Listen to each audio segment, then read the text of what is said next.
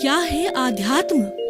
दर्शन, चिंतन धारा, विद्या या संस्कृति की परंपरागत विरासत। आध्यात्म दर्शन यानी जीवन का शाश्वत सत्य।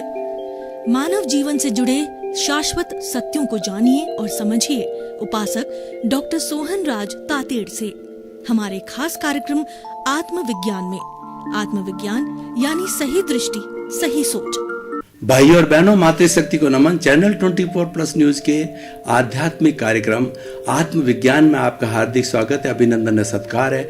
आत्मविज्ञान कार्यक्रम के तहत हम सही दृष्टि, सही सोच, राइट विजन, राइट थिंकिंग के अंतर्गत जो है आपके जीवन के गूढ़ रहस्यों के बारे में बताएंगे कि आपका जन्म कैसे हुआ और आपका मूल अस्तित्व क्या है, आप कौन हो, आप कहाँ से आए हो, कहाँ जाना है, इस जीवन का क्या लक्ष्य है और ये जीवन से फिर नया जीवन कैसे मिलता है, पुनर्जन्म कैसे मिलता है, कर्म कैसे होते हैं, कर्मों का बंधन कैसे होता है, कर्मों का छुटकारा क्या होता है, इन सब चीजों के बारे में हम खोल करके अलग अलग विषय लेकर के आपको बताते हैं। तो आज हमारा जो विषय है वो व्यवहारिक जगत का विषय है। तो आज हमारा विषय बहुत ही सुंदर विषय है, आश्रम व्यवस्था।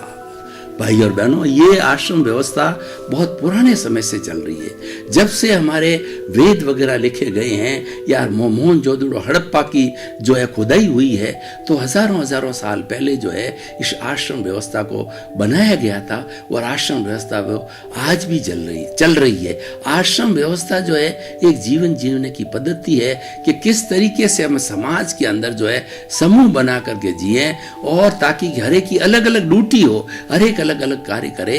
तो ये पूरा जो आज का हमारा जो विषय है वो विषय जो है वो व्यवहार जगत का है, क्योंकि व्यवहार शुद्धि के बिना निश्चय शुद्धि नहीं होती है और व्यवहार जगत को समझना बहुत जरूरी है, क्योंकि सारा निपटारा जो करना है हमें व्यवहार जगत का ही करना है। जो हम लेकर के आए हैं उसका भुगतान व्यवहार जगत के अंदर होगा और जो हमारा जो अस्तित्व है वो तो ज्ञाता दृष्टा है, वो इस चक्कर के अंदर नहीं पड़ता है, वो तो जानने वाला, देखने वाला, देखता, उसकी तो हाजिरी है, उसकी तो साक्षी है। ये क्योंकि शरीर ने ही सारा अर्जन किया है, ये विसर्जन उसको ही करना पड़ेगा। कर्म इसने बांधे हैं तो कर्म की निर्जरा जो है इस शरीर को ही करनी पड़ेगी। इसीलिए शरीर अलग है और चेतना अलग है, पहले से इसका विभाग कर दिया गया है, डिमार्केशन कर दिया गया है। तो अब मैं आश्रम व्यवस्था के बारे में बताना चाहता हूं कि हमारी भारतीय संस्कृति की आश्रम व्यवस्था को 4 भागों के अंदर बांटा गया था। पहला आश्रम है ब्राह्मण। पहला जो है हमारा जो है वो हमारा आश्रम व्यवस्था के अंदर पहली जो व्यवस्था आती है वो आती है हमारी जो है ब्राह्मण की।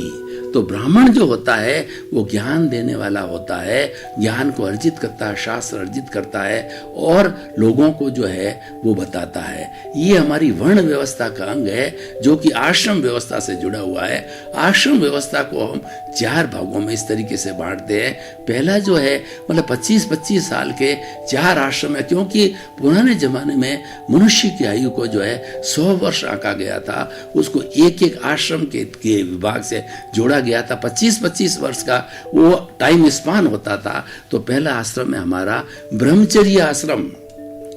ब्रह्मचर्य आश्रम जो है 25 वर्ष की उम्र तक का होता था और 25 वर्ष की उम्र तक की अवस्था के अंदर जो हमारे गुरु होते थे, जो कि नदी के किनारे अपनी कुटिया बना करके रहते थे और प्राकृतिक जीवन जीते थे।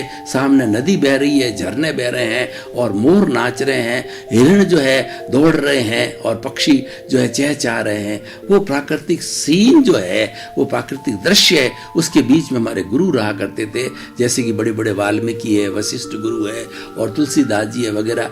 ये सब आश्रम व्यवस्था के हिसाब से जो है वो हमारे जो है वो हमारे नदी के किनारे जो है वो अपने अपने अलग आश्रमों के अंदर रहा करते थे। तो पहला जो है पहले आश्रम है, पहले में 25 साल की उम्र के अंदर हमारा जो मैंने पहले बताया कि ब्राह्मण, क्षत्रिय, वैश्य और शूद्र 4 तरह के वर्ण होते थे। ये वर्ण व्यवस्था है। तो चारों ही वर्ण व्यवस्था के लिए अलग अलग शिक्षा होती थी और अलग अलग तरीके से पढ़ाने वाला गुरु तो वही होता था या उसके सहपाठी होते थे, लेकिन उनको शिक्षा अलग अलग दी जाती थी। जैसे ब्राह्मण होता था, उनको ज्ञान के बारे में, वेदों के बारे के अंदर, अध्यात्म के बारे में बताया जाता है ताकि कि वो लोगों को पढ़ा सके और ज्ञान दे सके। और जो दूसरा जो क्षत्रिय है, क्षत्रियों को शस्त्र विद्या सिखाई जाती जाती थी कि तीर है वगैरह, चलाना है, तलवार है, भाला है वगैरह। उन समय में पिस्तौलें नहीं हुआ करती थी। मतलब जितना भी जो है क्षत्रिय का काम होता है, शस्त्रों को चलाना, वो अपने देश के भीतर की रक्षा करना, और उसके साथ साथ के अंदर जो हमारी टेरिटोरीज है, हमारी सीमा है, उसकी रक्षा करना, ये सारा क्षत्रिय का जो है वो हुआ करता। तो उसको अलग शिक्षा दी जाती थी। तो ब्राह्मण, क्षत्रिय, तीसरा वैश्य होता था, वो वस्तु विनिमय करता था, हिसाब किताब रखता था, वो खेती बाड़ी करता था, उसको इस तरीके की शिक्षा दी जाती थी। चौथा शूद्र था, वो सेवा करता था। तो ये चारों वर्ण को उनको अलग तरह की जो अपने अपने हिसाब से, ताकि कि उस शिक्षा को प्राप्त करके 25 साल की उम्र की संपन्नता के बाद के अंदर वह व्यक्ति जब समाज में जाता था तो जीविकोपार्जन कर सके और साथ में लोगों की सेवा कर सके। क्योंकि जब व्यक्ति को ज्ञान नहीं होता है तब तक वो किस तरीके से जो है जीविकोपार्जन कर सकता है या लोगों को बता सकता है। तो ये ब्रह्मचर्य आश्रम का अर्थ होता है कि 25 वर्ष की उम्र के अंदर एक विद्यार्थी को ब्रह्मचारी रूप में रह करके और पूर्ण शिक्षा को लेनी होती थी। और शिक्षा भी तो यही उसके जो है वर्ण के अनुसार होती थी, ताकि वो आगे जाकर के समाज को सेवा दे सके। और उसके बाद में दूसरा आता है गृहस्थ आश्रम। वो होता है 26 साल से 50 साल की अवस्था का होता है। ये एक वे ऑफ द लिविंग है, ये हमारा जीवन व्यतीत करने का सिस्टम है। और वो सिस्टम बाकायदा टाइम के अनुसार डिजाइन किया गया हमारी आश्रम व्यवस्था को, और 25-25 साल के भागों के अंदर बांटा गया है। 50 वर्ष की उम्र तक व्यक्ति जो है वो अपनी शादी करता है, क्योंकि हमारी भारतीय संस्कृति के अंदर एक शादी अलाउड है। अलाउड इसलिए है कि शरीर की आवश्यकता है। अगर इसको अलाउ नहीं किया जाए, कोई सिस्टम नहीं बनाया जाए शादी ब्याह का, तो व्यक्ति जो अनैतिक कार्य करेगा वो समाज को दूषित करेगा और समाज के अंदर अराजकता फैलेगी, अनैतिकता फैलेगी। इसीलिए शादी की व्यवस्था और विवाह की व्यवस्था बनाएगी 50 वर्ष की उम्र के अंदर। कोई भी जो व्यक्ति अपना ब्याह शादी करके अपने बाल बच्चे होना, उनको पढ़ाना लिखाना, पैरों पर खड़ा करना, 50 वर्ष की उम्र तक व्यक्ति जो है संसारिक जिम्मेवारियों से जो है दूर हो जाना चाहिए, पूर्ण हो जाना चाहिए। उसके बाद में तीसरा आता है 51 साल से 75 साल की उम्र का होता है, वो वानप्रस्थ जीवन है। जैसा कि मैं वानप्रस्थ जीवन, मेरे गुरुजी ने 55 साल की उम्र में वानप्रस्थी बना दिया था, तो वो जीवन मैं जी रहा हूँ, तो मैं भी जी रहा हूँ। तो उसका मैं आपको अनुभव बताना चाहता हूँ कि वानप्रस्थ जीवन का अर्थ होता है कि घर में रहते हुए घर से दूर, आपने संन्यास नहीं लिया है, आप रहते हो घर में हैं, लेकिन 50 वर्ष की अवस्था तक आपने घर की सारी जिम्मेवारियां पूर्ण कर ली है, अपने बाल बच्चों को पैरों पर खड़ा दिया है। तो आप जो है अब समाज सेवा के लिए समर्पित हो जाओ, परोपकार के लिए समर्पित हो जाओ, और उसके साथ साथ में अपना खुद का भी आप स्वाध्याय करो, खुद का भी धर्म ध्यान करो। यानी आपका रोल है तिन्नानम त्यार्याणम हो जाना चाहिए, कि स्वयं तरना और दूसरों को तारना। क्योंकि हमारे जीवन का मुख्य लक्ष्य तो ये है कि खुद को तारना, खुद को अपनी मंजिल प्राप्त करना।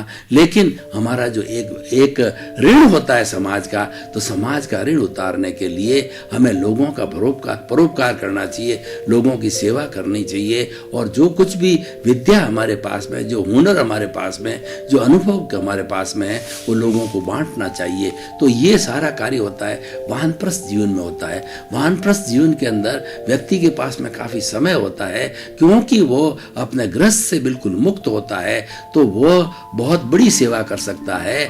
और उसके अंदर वो लोगों को बुला सकता है, सत्संग कर सकता है, पढ़ा लिखा व्यक्ति दूसरों को पढ़ा सकता है। अगर डॉक्टर है तो लोगों की फ्री सेवा कर सकता है, और अगर मान लो इंजीनियर है तो लोगों को सही राय दे सकता है, उनकी मदद कर सकता है। सीए तो अकाउंट्स की बात कर सकता है।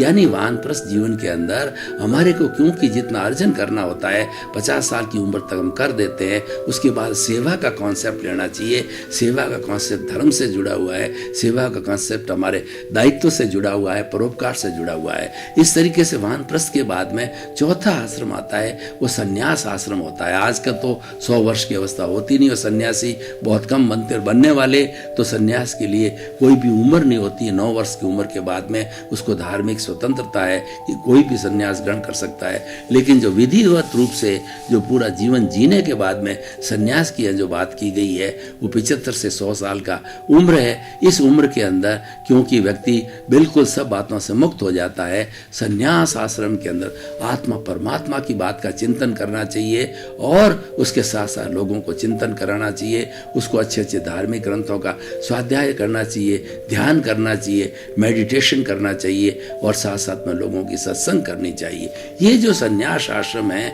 वो जीवन का निचोड़ है और वो हमारी मंजिल तक पहुंचने का एक जरिया है और उसकी प्राप्ति के बाद के अंदर हम अपने भीतरी जगत के अंदर चले जाते हैं, हम विदेह हो जाते हैं, हम ज्ञान ले लेते हैं और ज्ञान लेने के बाद के अंदर हमारे नए कर्मों का बंधन नहीं होता है और पूर्व में जो कर्म जो है जन्म जन्मांतर से हम साथ में लेकर आते हैं वो बर्फ की शिला की तरह पिघलते रहते हैं। हम भेद विज्ञान कर देते हैं, अकर्ता भाव हो जाते हैं, हम ज्ञाता दृष्टा पोजीशन में रहते हैं और उसके साथ में हम अपने आप को एक निमित्त समझते हैं, एक संयोग समझते हैं, लेकिन कार्य जो करता है वो व्यवस्थित शक्ति होती है जो इन 5 आज्ञाओं का हम नियमों का पालन करके और अपने संन्यास आश्रम को बहुत सुंदर ढंग से जो है चला सकते हैं। और इसके अंदर बहुत बड़ा स्कोप होता है कि लोगों को हम ज़्यादा से ज़्यादा सिखा सकते हैं, बता सकते हैं, क्योंकि इस अवस्था तक पहुँचते पहुँचते चिंतन करते करते हमारे भीतर एक बहुत बड़ा अनुभव आ जाता है।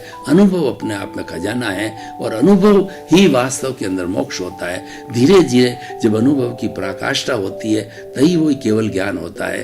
केवल ज्ञान बाहर से नहीं आता है, केवल ज्ञान का अर्थ होता है आत्मा की शुद्धि होनी और केवल ज्ञानी होने के बाद के अंदर भूत भविष्य वर्तमान और वो जड़ चेतन की हर अवस्था को जानता है, देखता है। इसीलिए उसको एकदम जो है वो एनलाइटनमेंट हो जाता है, उसको एकदम जो है प्रकाश हो जाता है, आलोक हो जाता है, सूर्य के समान आलोक होता है, वो केवल ज्ञान कहलाता है और वो परमात्मा बन जाता है। तो भाई और बहनों, अब हम देखें कि आश्रम व्यवस्था के हिसाब से अगर हम जीवन जीते हैं सिस्टमेटिक तो कितना सुंदर होता है। ये समय का और उम्र का बराबर नियोजन किया गया है, इसीलिए हमें आश्रम व्यवस्था आज भी प्रासंगिक है, आज भी रिलीवेंट है, आज भी उसकी उपयोगिता है, क्योंकि व्यक्ति को और समय भी ये होता है 25 साल के पहले पहले व्यक्ति को सब तरह की विद्याएं हैं वो संपन्न कर लेनी चाहिए और उसको इस हिसाब से जितनी पढ़ाई लिखाई होती है 25 साल की उम्र के पहले पहले कर लेनी चाहिए और 50 वर्ष की उम्र के अंदर अपने गृहस्थ के जितने भी काम हैं, बाल बच्चों की शादी है, उनकी पढ़ाई लिखाई है, उनको संस्कार है, उस दे देना चाहिए और उस वक्त के अंदर उम्र भी बराबर सही होती है तो वानप्रस्थ जीवन जीना चाहिए। आज हमारे समाज में जो सबसे बड़ा मिसिंग पॉइंट है वो ये है कि लोग वानप्रस्थ जीवन नहीं जीते। वो लोग तो जीव संन्यास आश्रम की तो बात ही अलग है, कोई जाता ही नहीं उस तरफ, लेकिन वो जो गृहस्थ जीवन के अंदर गृहस्थ के अंदर लुब्ध रहते हैं, गृहस्थ के साथ में मैं और मेरा के अंदर खोए रहते हैं, मेरा धन, मेरा परिवार, मेरी दौलत, मेरे बाल, मेरे बच्चे, मतलब इतना उनके अंदर मोह की भावना होती है। जहाँ मोह होता है वो राग द्वेष होता है। मोह ऐसा नहीं होता है कि मोह हो राग द्वेष न हो, क्योंकि मोह का नाम ही राग द्वेष है, वो मोह का ही संसार है। इसीलिए और जहाँ राग द्वेष है वही दुख का कारण है, राग द्वेष ही कर्म बंधन का कारण होता है। तो इसीलिए हमें जो है वो हमारा जो वानप्रस्थ जीवन है वो बहुत ही उपयोगी जीवन है, उसका उपयोग करना चाहिए। ऐसा नहीं है कि हम गृहस्थ जीवन में रह करके और केवल जिस मनुष्य के रूप में आए हैं वैसे के वैसे चले जाएं, कुछ उपलब्धि करके नहीं जाएं, हम अपनी आत्मा को शुद्ध करके नहीं जाएं, कोई आत्मा अनुभूति सेल्फ रियलाइजेशन अपने अस्तित्व को जानकर नहीं जाएं, तो हमारा जीवन बेकार है। तो फिर जिया तो क्या हुआ, आया और चला गया, उससे क्या मिला उसको वास्तव के अंदर उसको शोध करनी चाहिए, अनुसंधान करना चाहिए। और शोध अनुसंधान कब होगा, व्यक्ति धर्म के जगत के अंदर जाएगा, वो धार्मिक क्रिया करेगा तो धीरे धीरे उसको कई तरह के नए सूत्र मिलेंगे, आत्मा का अनुभव मिलेगा जो कि सबसे बड़ा अनुभव होता है। तो इस एपिसोड के माध्यम में हम आपको बताना चाहते हैं कि हमारी जो आश्रम व्यवस्था है ये व्यवहार जगत की बात है, लेकिन इस व्यवहार जगत से जो जुड़ा हुआ है वो हमारा निश्चित जगत भी है, क्योंकि ये हमारा जो संन्यास आश्रम है वो निश्चय जगत का है और काफी हद तक जो है हमारा जो है ये वानप्रस्थ आश्रम भी जो निश्चय जगत का है। वानप्रस्थ आश्रम में आते ही निश्चय जगत की नींव लग जानी चाहिए कि निश्चय क्या है, व्यवहार क्या है, और जब तक जिएंगे दोनों साथ चलेंगे। ऐसा कभी नहीं होता है कि हम जो है किसी एक जगत को छोड़ दें, क्योंकि व्यवहार व्यवहार जगत तो हमारा अर्जित किया हुआ है, हमारे कॉजेज डाले हैं, हमें हर हालत के अंदर वो इस जन्म की मृत्यु के अंत तक जो है व्यवहार जगत का करना पड़ेगा, भुगतना पड़ेगा। ये हो सकता है कि उसके बाद में हमारे भाव नहीं बिगड़े और हम जो है वो संभाव से इस जीवन के अंदर रहे, तो जीवन में संभाव में रहने से हमारे नए कॉजेज नहीं डाले जाएंगे। नए कॉजेज नहीं डालने से हमारा जो भाव नहीं बिगड़ेंगे तो भव नहीं बिगड़ेगा, और हो सकता है कि हमारे अगले ज्यादा जो है भवों का निर्माण न हो और हम अगले भव में ही सिमंदर स्वामी के चरणों में जाकर के मनुष्य के रूप के अंदर जन्म लेकर के सिद्ध बुद्ध मुक्त बन सकते हैं। तो कुल मिलाकर के ये हमारी आश्रम व्यवस्था एक टाइम मैनेजमेंट है, और टाइम मैनेजमेंट के अनुसार कार्य किया जाता है। वो अच्छा कार्य होता है, सुव्यवस्थित होता है, सुदृढ़ होता है और टिकाऊ होता है। तो आज का ये हमारा एपिसोड है, ये आत्मविज्ञान से जुड़ा हुआ है, क्योंकि आत्मविज्ञान को प्राप्त करने के लिए समय चाहिए, आत्मविज्ञान को प्राप्त करने के लिए एकाग्रता चाहिए, ध्यान चाहिए, और अपनी सोच को डेवलप करने के लिए, अपनी दृष्टि को जो है वो पॉजिटिव थिंकिंग करने के लिए, और उसके बाद के अंदर जो हमारा जो गलत धारणा है उसको अच्छी धारणा में बदलने के लिए, रॉन्ग बिलीफ को राइट बिलीफ के अंदर बदलने के लिए हमें समय चाहिए, एकांत चाहिए। तो उस एकांत के अंदर जो हमारी पिछली 2 आश्रम व्यवस्थाएं हैं वो पूर्ण एकांत की व्यवस्था है, तो हम इसका उपयोग करें, उसके अंदर एंट्री लें, और जरूर एंट्री लेनी चाहिए। व्यक्ति को जीवन भर ग्रस्त में और धन में और दौलत के अंदर लुब्ध नहीं होना चाहिए। और हमारे शास्त्रों में भी बहुत क्लियर कट बात बताई गई है। मैं आपको उदाहरण देकर के क्लियर करना चाहता हूँ। एक कबूतरी होती है, वो अंडा देती है, अंडा देने के बाद के अंदर जब अंडा फूटता है उसमें से चूजा निकलता है, चूजे के ऊपर वो बैठती है और बैठ करके चूजे को सर्दी से, गर्मी से और उसके नीड में रखती है, और नीड में रख करके और सर्दी से, गर्मी से सबका बचाव करती है, उसको दाना ला करके देती है। और जब चूजा बड़ा हो जाता है तो कबूतरी उसको उड़ाने का प्रयास करती है, वो चूजा गिरता है और फिर उड़ता है, उड़ता है, गिरता है। इस तरीके से धीरे धीरे जब वो कबूतर भी जवान अवस्था में आ जाता है और उड़ने के लिए परफेक्ट हो जाता है, यानी अपने पैरों पर खड़ा हो जाता है, तो उसके बाद के अंदर शास्त्रकार कहते हैं वो कबूतरी अपना पुत्र जो कबूतर है जो उड़ गया उसे जीवन में कभी मिलती है कि नहीं मिलती कहा नहीं जा सकता। यानी उसको पैरों पे खड़ा करने उसका दायित्व है, उसने दायित्व पूरा कर लिया, मुक्त हो गई। तो इसीलिए हमारी भी आश्रम व्यवस्था का अगर कोई भी निष्कर्ष का पॉइंट है, वो पॉइंट ये है कि जब आपकी संतान सुसंस्कारी होकर, ब्याह शादी होकर अपने पैरों पर खड़ी हो जाती है, तो आप अपनी सारी लायबिलिटी से मुक्त हो जाते हो। व्यवहार जगत का, समाज का कोई व्यक्ति जो है आपको उपालंब नहीं दे सकता, क्योंकि आपने अपने काम सब संपन्न कर दिए। उस अवस्था के अंदर आप अपना सारा काम काज है अपने परिवार को, अपने बच्चों को बांट करके, और आपको जो है वो जो वानप्रस्थ आश्रम के अंदर जाना चाहिए और धीरे धीरे संन्यास आश्रम की ओर बढ़ता जाइए। तो मैं कहना चाहता हूं कि जो हमारा वानप्रस्थ और ये संन्यास आश्रम है, ये सेल्फ रियलाइजेशन की बहुत सुंदर अवस्था है, ये हर एक को धारण करना चाहिए। और हर व्यक्ति अगर इस सिस्टम से, इस पद्धति से कार्य करता है, टाइम मैनेजमेंट करता है, तो उसको बहुत सा समय खुद के विकास के लिए, आत्मचिंतन के लिए, आत्मशुद्धि के लिए, सेल्फ रियलाइजेशन के लिए और आत्मनिरीक्षण के लिए, आत्म परीक्षण के लिए उसको खूब टाइम मिल जाता है। इसका उपयोग करना चाहिए। क्यों कि हमारा जो जीवन जो मिला है मात्र जो है वो भोग विलास के लिए नहीं मिला है।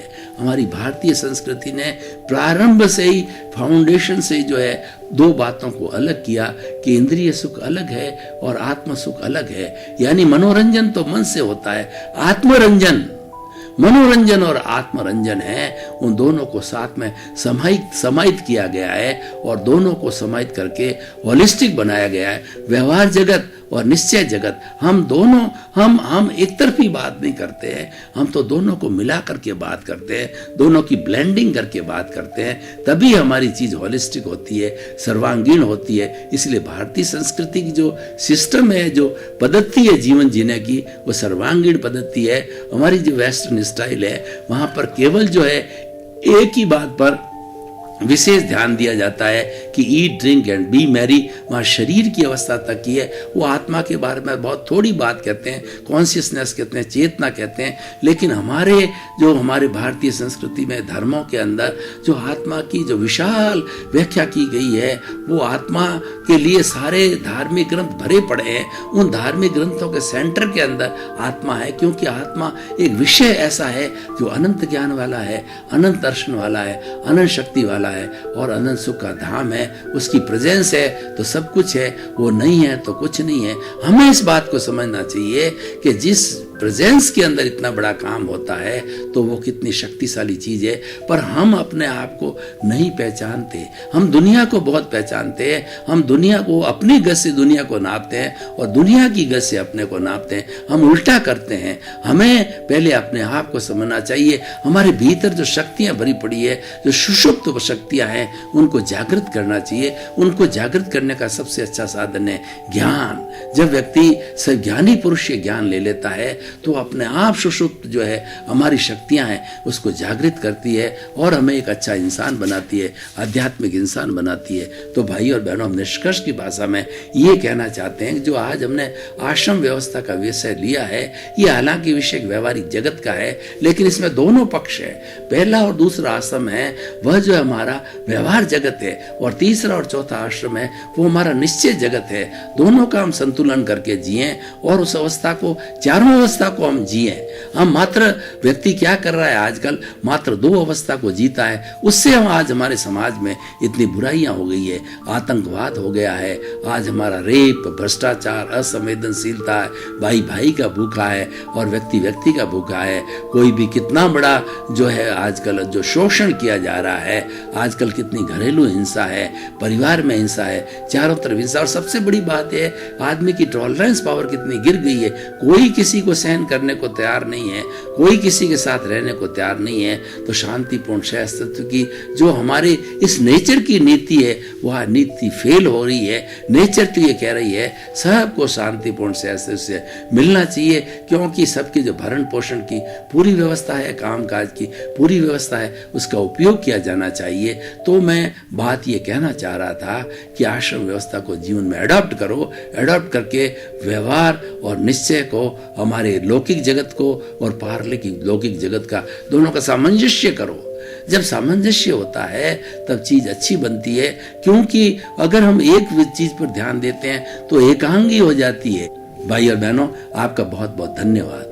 आप आत्मविज्ञान को देखते रहिए। आप आत्मविज्ञान की आत्मा है, आप देख रहे हो, आपको कितना आनंद आ रहा। हमको बराबर फीडबैक मिल रहा है कि आत्मविज्ञान के माध्यम से जो है आपको बहुत नए नए सूत्र मिल रहे हैं और आपके जीवन का कल्याण हो रहा है। आपके जीवन की रॉन्ग बिलीफ समाप्त होकर के राइट बिलीफ में बढ़ गई है और धीरे धीरे आप आत्म अनुभूति की ओर बढ़ रहे हो।